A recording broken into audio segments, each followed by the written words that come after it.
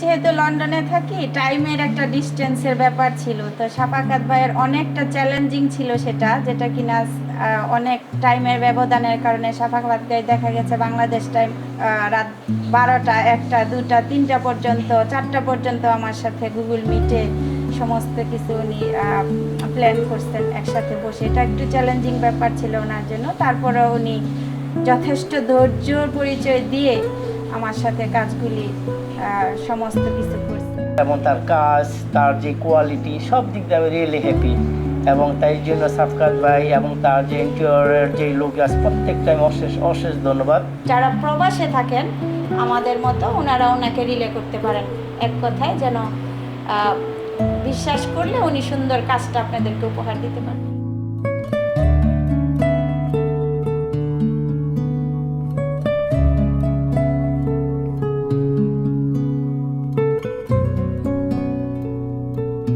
আসসালামু আলাইকুম, আমি দেলোয়ার বলছি এবং আমার ওয়াইফ ইস মহসিনা আক্তার। আমরা হলাম দুজনে লন্ডনে থাকি। সবারই তো স্বপ্ন থাকে নিজের মতো করে একটা ফ্ল্যাট সাজানো। যেহেতু আমি দেশের বাইরে থাকি, হয়তো আমার মন মতো করে আমি পারিনি সেখানে সেটা স্বপ্নটা পূরণ করতে। সেই জন্য অ্যাকচুয়ালি আমি চেয়েছি যে আমার মন মতো করে নিজের দেশে মাতৃভূমিতে একটা কিছু করার। আসলে সেই ভাবনা থেকেই ইন্টেরিয়র ফার্মের সাথে রিচার্জ করে ওনাদের অ্যাড্রেসটা আমি পেলাম।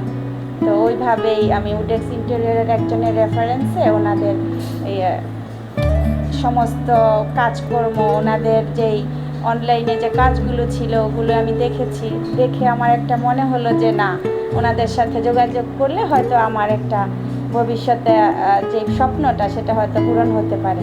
এবং এই বাড়ির সমস্ত ডিজাইনের ব্যাপারে আমি তেমন একটা ইন্টারেস্ট ছিলাম না, তো সমস্ত জিনিসে আমার ওয়াইফ আমার সাফকাত ভাইয়ের সাথে সব কিছু কথাবার্তার বিনিময়ের মাধ্যমে এগুলি একটা ফিনিশিংয়ে নিয়ে আসছে।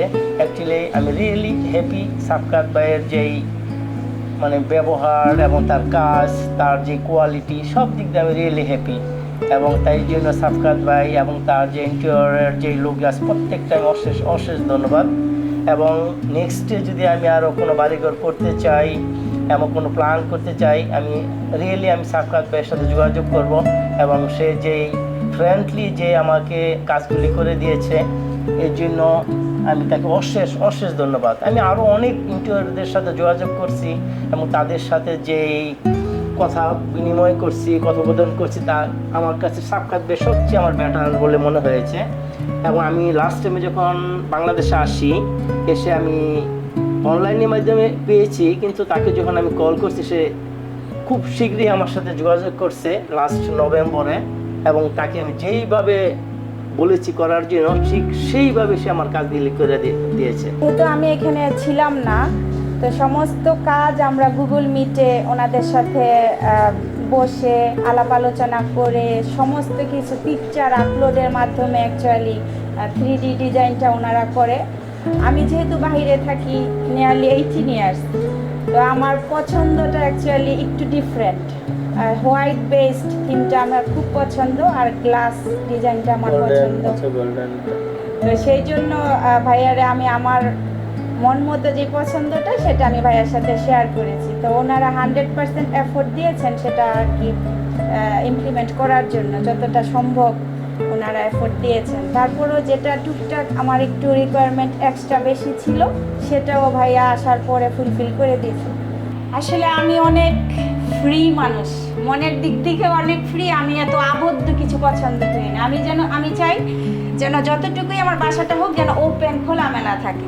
সেজন্য অত ওয়াল এগুলো আমি পার্টিশন রাখতে চাইনি। আমি চাই সব কিনা ওপেন থাকুক, এটা যেন প্রশস্ত মনে হয় যেন একটি বড় স্পেসের মধ্যে আমি আছি। ডাইনিং ড্রয়িং একসাথে থাকলে এটাও সুবিধা। অনেক সময় দেখা যায় গেস্টরা আসে, বসে একসাথে দেখা যায়, কথা বলা যায়, আলাদা স্পেসে যেতে হয় না। তো এটার একটা বিশাল সুবিধা যদি ওপেন প্ল্যান থাকে।